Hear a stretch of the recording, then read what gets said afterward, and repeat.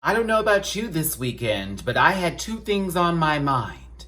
One was spending my life savings just to go see a movie that was 3 hours and 1 minute of time, to be given a interesting first 20 minutes, a weird yet satisfying finale, and one of the best fight scenes to ever grace the screen in history. Also, if you had an HBO subscription on Sunday and you witnessed Jon Snow sit in the courtyard for 45 minutes, Arya Stark basically handled the entirety of her family,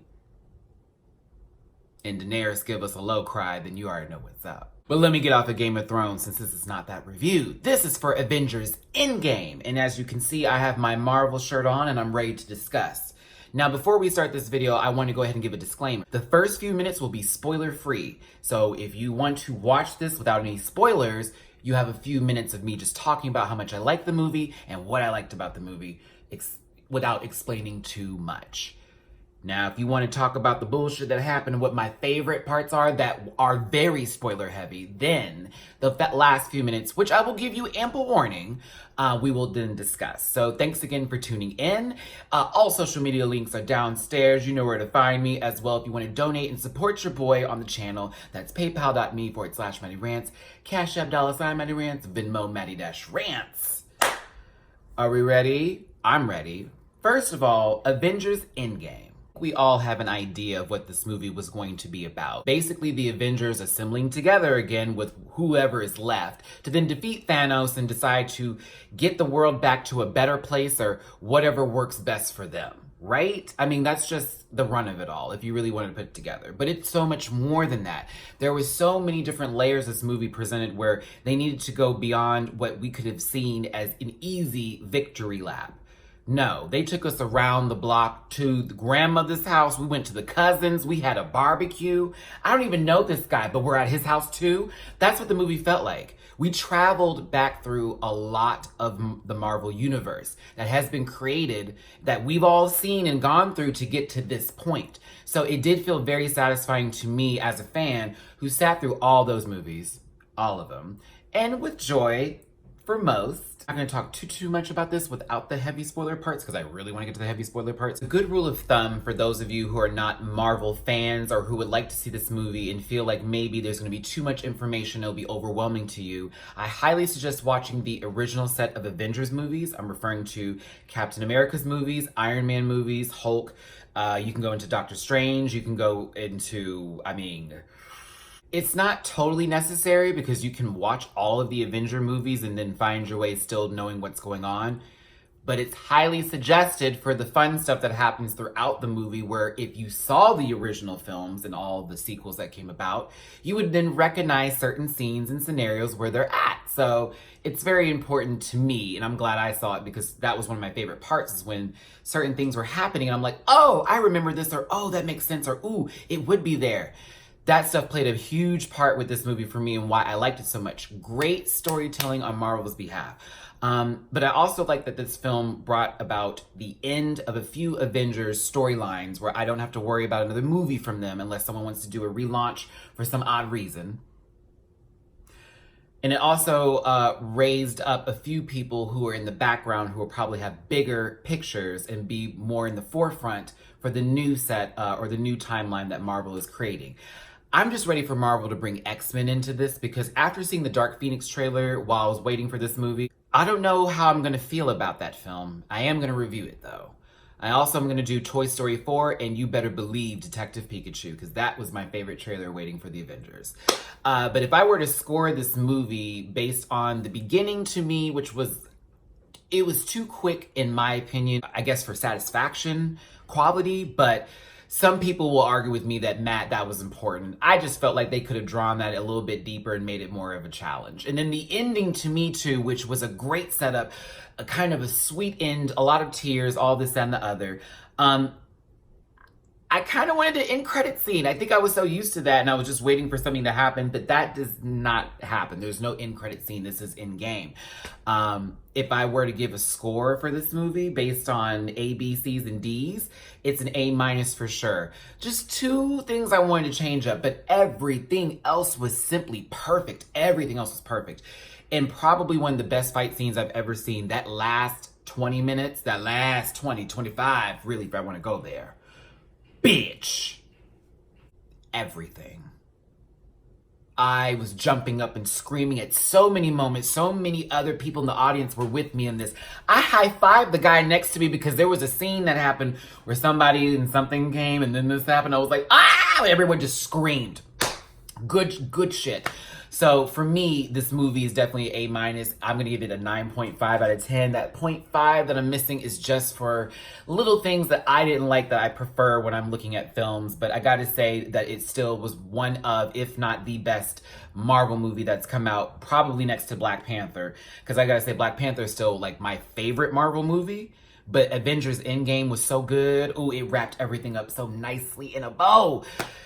Yeah, it really did. Now, it's spoiler time. Spoiler time, spoiler time. I'm about to start spoiling this for you. I'm going to discuss some of my favorite scenes in this film, what I thought was amazing, what I thought was like, and other stuff. So right now, I've given you, almost 30 seconds to stop watching, just to comment, say, thanks, Matt, for telling me that. And then go about your business and buy your ticket so you can watch this movie and then come back for the spoiler parts. But for those who have seen it, here you go. Spoilers now. Now we're into the spoiler part of this review. Let's just go through it. Basically, they have to go back in time, in different time frames, to receive all 5 stones. During this process, Nebula's brain gets crossed over. Past Nebula and the current Nebula's memories basically overlap. So now Thanos is able to see what the current Nebula has gone through that he's done. So now he has their whole plan, and their plan to collect all the Infinity Stones now has Thanos being like, oh, well, you're collecting them for me. Thank you. I'll just take it back again. And Gamora is still alive in the past version of this. So, Gamora is back. Now, in the process of all this, because it is the Soul Stone, and we have to think about who got it first, because the Avengers got it first this time, Hawkeye and Black Widow were the ones chosen to make the sacrifice. Black Widow ends up killing herself to give Hawkeye the Soul Stone that he needs, because they both care for each other, and that's one thing they didn't want to do, was basically die. They didn't want the other to die for them. They wanted to die for the other person. So that was a really impactful moment here. Personally, either one of them could have died, but between y'all, who would you have rather seen jump? Hawkeye or Black Widow? And also think about this, with the final fight that took place that happened. Who would have been more helpful, or was it the right decision for what was made? There you go. After all that took place, they got the stones back, they bring it in. Ooh, we about to do it, girl. We're gonna bring them all back to life, which they kind of do. Which they do, but because the past Nebula has now intercepted the future Nebula and has basically come back pretending to be the future Nebula. Double cross. Thanos comes down, rains the holy hell, blows up the entire Avengers headquarters, and now it's a race to, keep the Infinity Stone safe. And they do. Because mind you, they did snap everyone back. In one of the best fight scenes I have ever seen in movie and Marvel history, that will go down in time. Everybody came back, and I was very thankful that they started with Black Panther, Shuri, and our other girl was alive. She'd been alive. But it was like they brought everybody back. But what made it even more special for me, because I'm a Doctor Strange fan, Doctor Strange teleported everybody there. It was like not even an issue. Amazing! It was one of the best fight scenes I've ever seen in time, in history. I enjoyed every minute of it. But before that happened, and before the whole every girl in the Marvel Cinematic Universe, not the real universe of Marvel Universe, but in the Marvel Cinematic Universe got together, and they basically held their own to get Captain Marvel through with the glove. That was so amazing. It was, I can't even get the words out right now. It was one of my favorite scenes. Side note, Pepper Potts in her suit, Pepper Potts played a huge role in a lot of those little side fights that were going on. You saw her save half the people that were going on, or lend assistance too, so give it up for Pepper. But I think my favorite scene of all of this, and y'all will tell me what yours is too once this is over, but I gotta tell you, when you saw Thor's hammer rise up, and Thor was getting his ass whooped, so you assumed, okay, He's about to get the hammer. It's about to be on. He already has the axe, this, that, and the other, whatever. Remember, they created that weapon with the axe, and he had the hammer. Here we go, all right? 2 of them now, okay? The hammer rises up, and then you hear it move. It doesn't go to Thor. It goes to Captain America.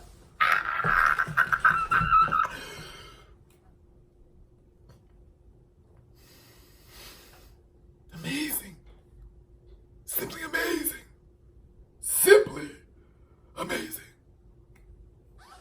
Captain America proceeded to beat the piss shit out of Thanos.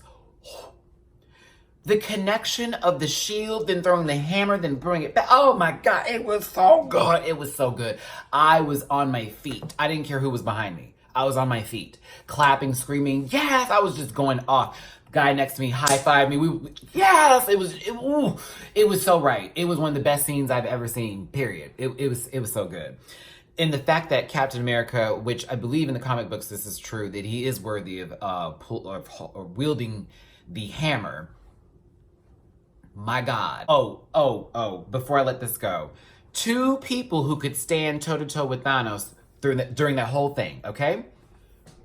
Captain Marvel and Scarlet Witch, baby, let's get this clear, had all of those missiles came down for the wildfire that took place. Scarlet Witch low-key was about to destroy Thanos limb by limb. She literally was disassembling him.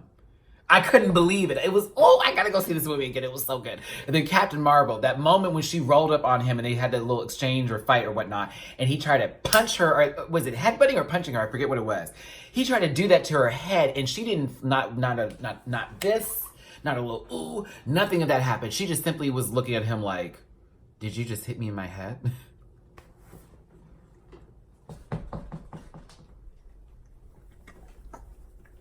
It was so good.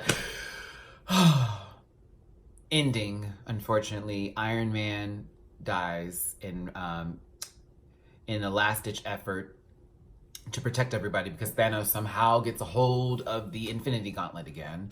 He jumps on him and has his gloves, which his tech armor can assemble into things, and he was able to mold the stones in to then destroy Thanos and everything that he brought.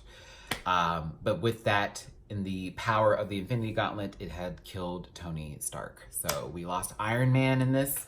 We lost Black Widow. Everybody else got brought back, but we lost those 2. And then towards the end, we see an exchange between Captain America and Falcon.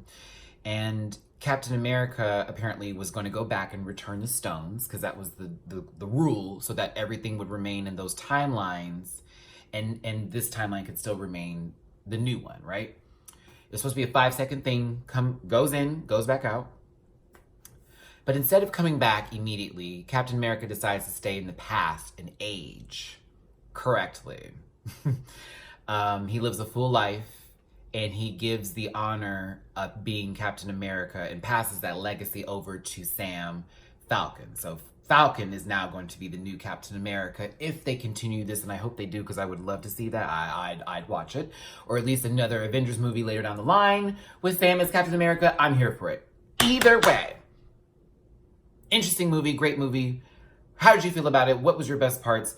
I know I was a little scatterbrained for this last half here, but there was just a lot that happened. I did just see this movie. I literally left the movie theater maybe, 30 minutes ago.